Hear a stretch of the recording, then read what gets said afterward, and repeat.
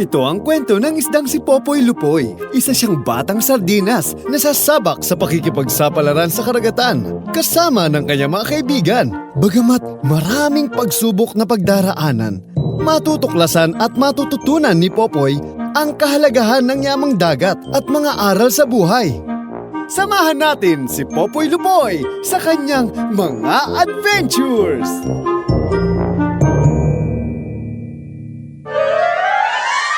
Ang pagsabog at ang maninisid sa dagat, Part 1. Ang nakaraan, natagpuan ni Popoy Lupoy ang isang grupo ng mga sardinas, ngunit isang bangka ang tumutugi sa kanila.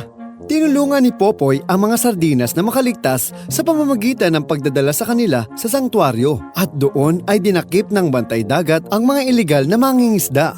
Nakilala rin ni Popoy ang isa pang batang sardinas na si Dadyaw, ngunit kinailangan nilang maghiwalay ng landas.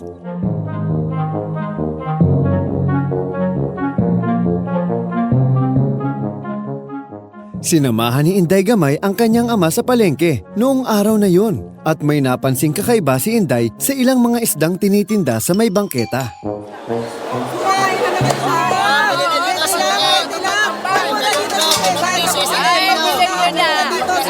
Ang pambansang isda ng Pilipinas ang bangus! Ay, bumili na kayo ng bangus! Ng bulat-bulat!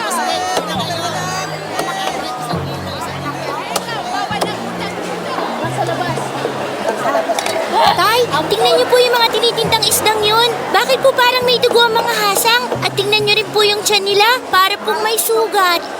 Oo nga, Inday. Saka yung iba parang nalalagasan ng kaliskis. Bakit ganito po ang itsura nila, Tay? Samantalang ang iba po, buhay pang tinitinda. O kaya naman, mukhang sariwa pa.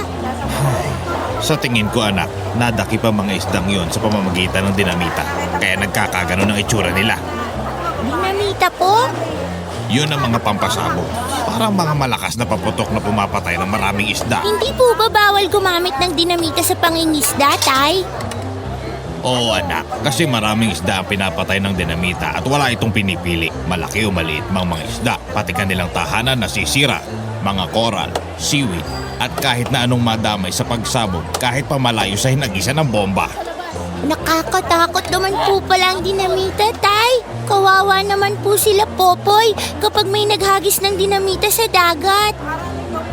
Sino namang Popoy ang tinutukoy mo, anak? Wala po. Ibig ko pong sabihin, yung mga lupoy at iba pang isda. Kawawa naman sila.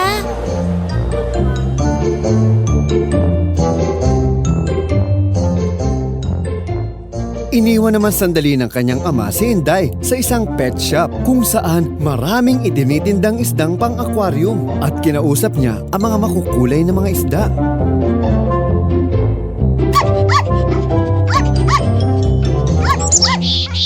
Kamusta na kayo, mga isda? Ang gaganda niyo naman. Nakakausap mo kami? Naiintindihan mo ba kami? Oo. Meron kasi akong kaibigang sardinas na nagbigay sa akin ng kakayahang makipag-usap sa mga isda. Hindi niyo ba hinahanap ang tahanan niyo? Nalulungkot pa rin kami rito kahit na nakakapagbigay kasiyahan kami sa mga tao. Kasi maliit lang itong kinalalagyan namin. Hindi tulad sa dagat kung saan malaya kami nakakapaglangoy at nakakasama ang iba pang mga nilalang. Pero marami na rin nasira sa aming dating tahanan lalo na noong hinuli kami. Bakit? Paano ba kayo hinuli? Sa pamamagitan ng lason o gumamit sila ng kakaibang uri ng lason. Ha? Lason? Oo! Chemical na parang kulay puting usok na humahalo sa tubig at pumapatay sa mga koral. Humihingi sila ng tulong sa amin. Pero hindi kami nakagalaw hanggang sa nagkamalay na lang kami sa loob ng aquarium na ito. Ha? Lason? Nabanggit na sa akin ng tatay yun ah. Cyanide ang ginagamit nila. Kailangan malaman to nila, Popoy. Bumalik si Popoy Lupoy kasama si Plankton sa sanktuaryo kung saan muli niyang nakasama si Parparia. Ngunit nung araw na yon, isang lalaki ang nakita nilang sumisid sa dagat.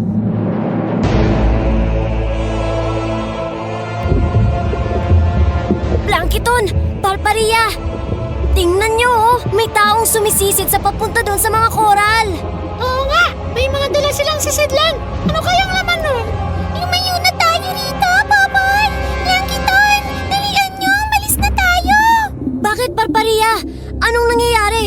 Bakit kailangan nating lumayo?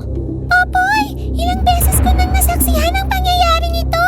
Napaparalisa ang mga isda at kukuhanin niya ang mga ito. At ang mga corals, mamamatay sila. Ano? Hindi to pwedeng mangyari. Ipinubugan na niya ang lason sa tubig! Umalis na tayo bago pa mahuli ang lahat. Tulungan niyo kami! Hindi kami makahinga! Saklolo! Kailangan nating tulungan ng mga coral at mga isda, Plankton. Gumawa tayo ng paraan. Anong gagawin natin, Popoy? Kapag lumapit tayo sa kanila, tayo naman ang mapaparalisa. Barbaria, iwan mo na kami ni Plankton. Iligtas mo ang iyong sarili. Ngunit paano kayong dalawa? Huwag kang magalala. May naisip akong paraan. Mag-iingat kayo, Popoy. Plankton! Plankton, kailangan ko nang gamitin ang kapangyarihan mo sa ikalawang pagkakataon. Anong gusto mong gawin natin, Popoy? Ang mga halamang dagat. Palaguin mo sila, Plankton. Pakilusin mo sila upang protektahan ng mga coral at isda sa pagkalat ng lason. Naintindihan ko na, Popoy! Sa kapangyarihan! Inuutos sila! Inuutosan mo ang mga halamang dagat at patakpan ang mga coral! At ang taboy ang tao! Nagkasig ng lagim sa kanila!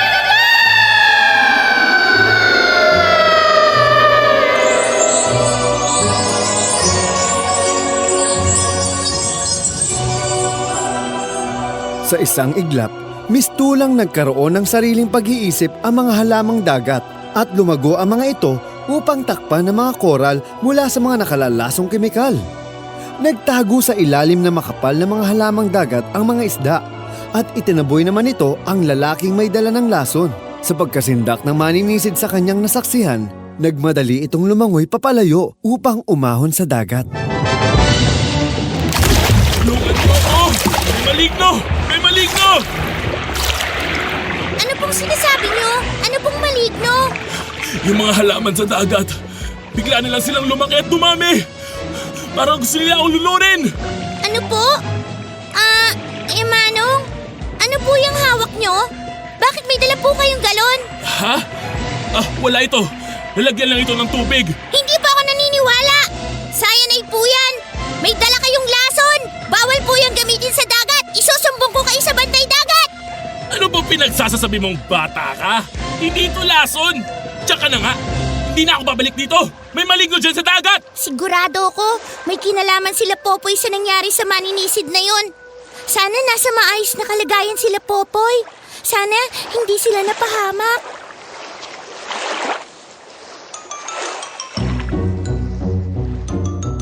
Plankton! Nagawa mo!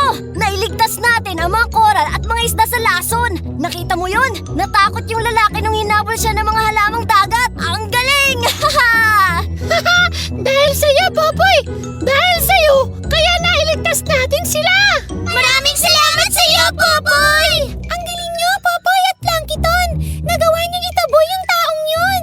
Oo nga, pero hanggang kailan?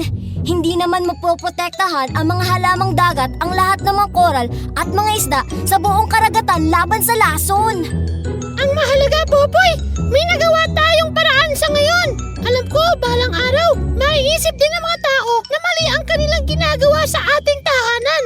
Dahil sa bandang huli, tayong lahat, pati sila ay maaapektuhan. Teka, may nararamdaman ba kayo? Oo, may paparating na bangka sa bandaron! Oo nga, pero parang may kakaiba akong nararamdaman. Parang may panganib. Lumayo na tayo rito!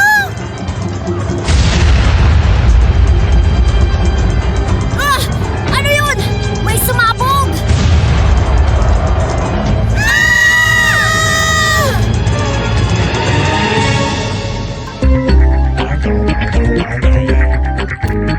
Nagawang iligtas ni Popoy Lupoy at Plankton ang koral at isda sa isang maninisid na gumamit ng nakalalasong kemikal na cyanide. Ngunit isang pagsabog naman ang gumulantang sa dagat. Ano kaya ang mangyayari sa ating bida?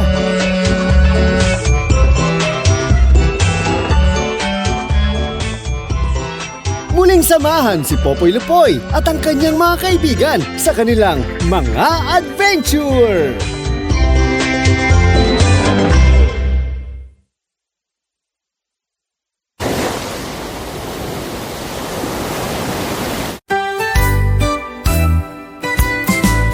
Popoy Lupoy, masayang lumalanggoy.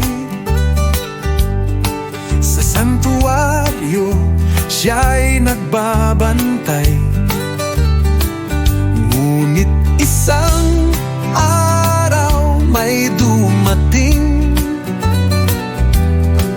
isang tao may dalang lason sa tubig. Takbo, takbo, tayo'y lumayo. May panganib sa ilalim ng mundo. Dagat natin ating ingatan, para ang isda may tahanan. Ang mga koral sumisigaw, nalalason kami, tulungan niyo kami ngayon. Si Plankton may mahiwagang kapangyarihan. Mga halamang dagat agad kumilos upang lumaban. Takbo, takbo, tayo'y lumayo. May panganib sa ilalim ng mundo. Dagat natin ating ingatan, para ang isda may tahanan. Ang maninisid nagulat bigla sa mahiwagang galaw ng halaman sa dagat. Tumakbo siya, sumigaw ng malakas. May maligno rito, di na ako babalik pa. Ngunit sa dulo, isang pagsabog nagpalog sa buong ilalim ng tubig. Ano kaya ang susunod na mangyayari? May bagong panganib ating abangan.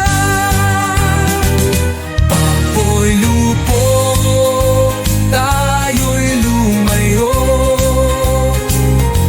May panganib sa ilalim ng mundo. Dagat natin ating ingatan, para ang isda may tahanan. Popoy Lupoy, huwag kang susuko. May paraan upang dagat ay maprotektahan. Basta't mag-aisa tayong lahat, ang karagatan ay muling sasaya.